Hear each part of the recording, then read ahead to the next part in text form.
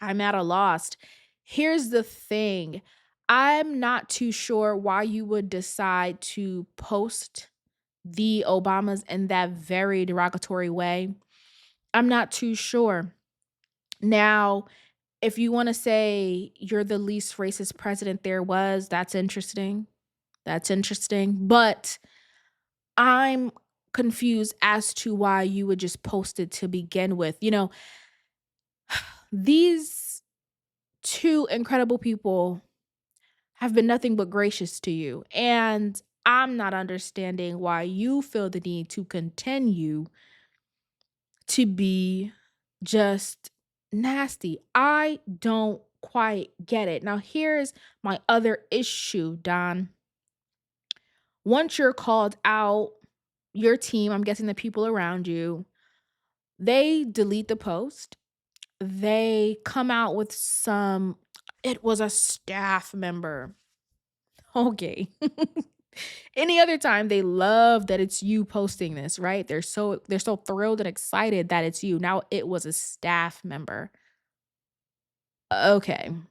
Now back when you was beefing with, I mean, you still probably beefing with him, but when you and Gavin Newsom was going back on TikTok, I told y'all, get out them streets, get out them TikTok streets, get off the Instagram, stop trying to be this trendy, cute shit because stuff like this is gonna happen and you're gonna go too fucking far and people are gonna realize, oh, you're really that. Oh, you're really that. People on both sides said, Donnie, is you cool? Like, is everything good? What's going on? Because we are struggling to understand what the fuck was the point. What was the point? And then to be called out, right? And then say, well, I'm not going to apologize. Excuse me? Not only did y'all offer some lame ass excuse, now you're saying you're not going to apologize? Now you're supposed to be the leader of this country. And as the leader, if we know anything, maybe you should go to like a supervisory training. Y'all got HR over there? Because if you are the leader, you should know as a leader if, right, giving you the benefit of the doubt because maybe in some off chance, now's the first time that you aren't actually posting from your Truth Social. Sure. You you as a leader, you're supposed to come out and take that bullet. You're supposed to take that hit because you are the leader. If someone on your team does something fucked up, you take the hit. That's the point of being the leader, right? To to whom much is given, you understand what I'm saying? You wear the crown. So yes, heavy is the head. So you, my dear Don, would need to take that bullet, but you didn't want to. And see, that's where the issue is. The issue is in the doubling down. And I told you, Don, I said, you got to stop doubling down. It's not a good look. It's not a good look. You, sir, may believe that it's speaking to a base. You've already lost them. Yikes. You've already lost them. You did. I hate to be the one to tell you, but you have quite literally already lost them. And here's the thing.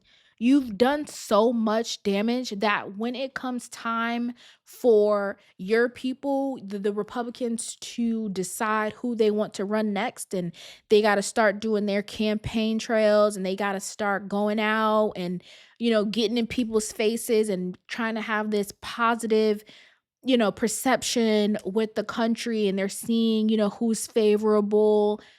You've fucked it up. Like you've just straight fucked it up. And it is what it is. And that's why I said the next president, I mean, by a landslide, is just going to have to be a Democrat. You know what I mean? Because you've quite literally fucked it up because you have shown us what a bad leader looks like. Even something as simple as this. Now, was it very, very, bad? Yeah, it was. Yeah, you know what I mean? But we don't have to sit here and discuss how bad it was and why it was wrong. We know. We know. And then in Black History Month, like, is you cool down? Like, you know what I'm saying? You talked a lot about Joe, Sleepy Joe, but like, you all right over there? Because I'm not understanding. And this isn't the man that previously stood on business, stood on his policies. You out here just acting a fool. And for what? I can't quite understand what the goal is. Do you just feel that invincible because you got, I can't even say his name, but y'all know that man over there in that country who really rule you because you're puppeteer, your puppet master, because he got you feeling all swollen in the chest, like you just that, you know what I mean? Is that why? I'm just at a loss. And here's the other thing. For all you people who are still in support of this man, who still have reasons as to why this wasn't that bad and believe the excuse, I'll pray for you. Sincerely, I'll pray for you because no, no. The post was something that was totally uncalled for, did not make sense, came out of left field. Again, in Black History Month, like, Don, is you cool? What's going on? And then if y'all feel the need to be in defense of this, please, please, no, spare the entire country and shut the fuck up.